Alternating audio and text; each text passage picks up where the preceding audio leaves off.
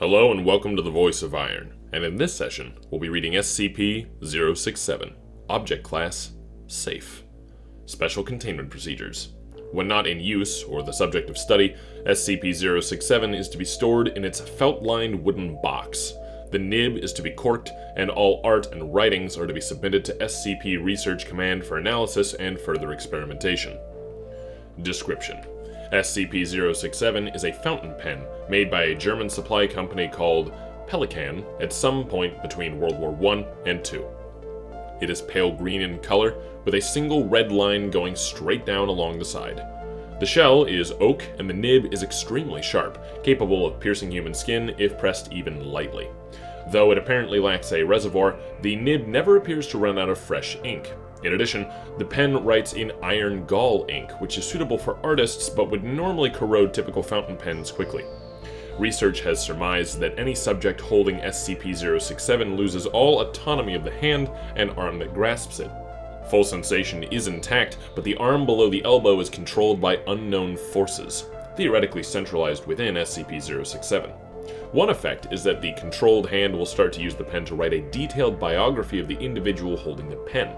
The biography will include such information as the person's name, age, date of birth, criminal record, fears, etc.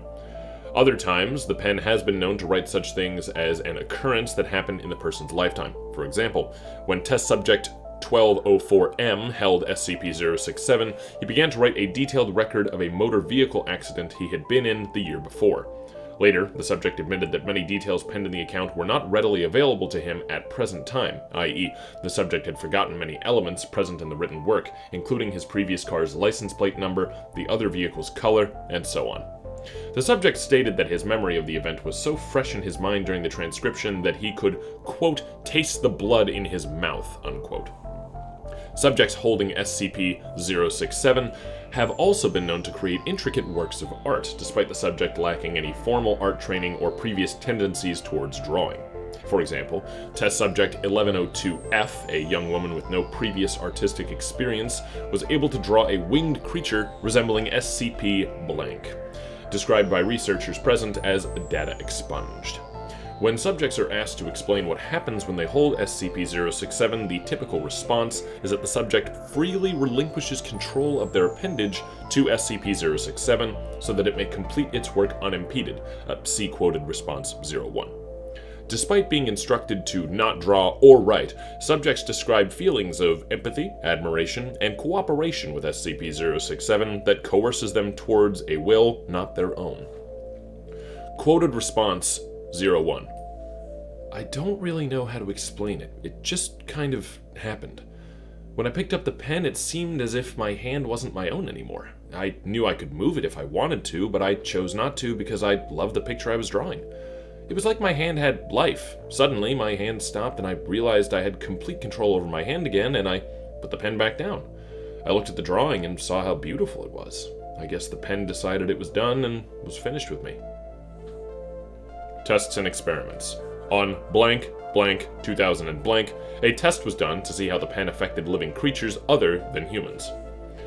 Experiment 001.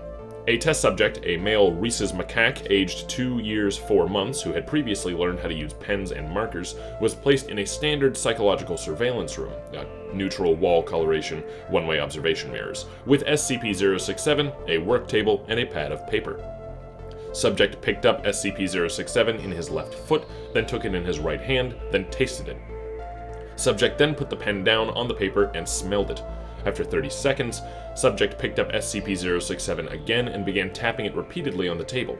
Subject also began tapping SCP-067 on his own body. Subject tapped SCP-067 with increasing force until ink was being splattered on his fur. Subject then threw SCP-067 onto the floor. A subsequent mechanical analysis revealed no damage. At this point, subject tore a page from the pad of paper and began rubbing it on the ink in his fur.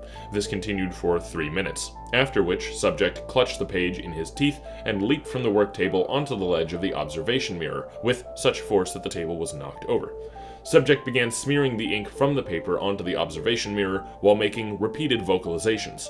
Subsequent analysis revealed that 50% of the vocalizations were consistent with the typical distress vocalizations of the rhesus macaque, and 50% were unfamiliar.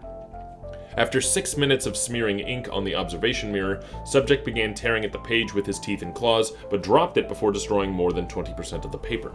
Subject then collapsed on the floor, breathing rapidly and repeating the unfamiliar atypical vocalizations. Subject's handler reports that once removed from psychological surveillance room, subject's mood improved rapidly.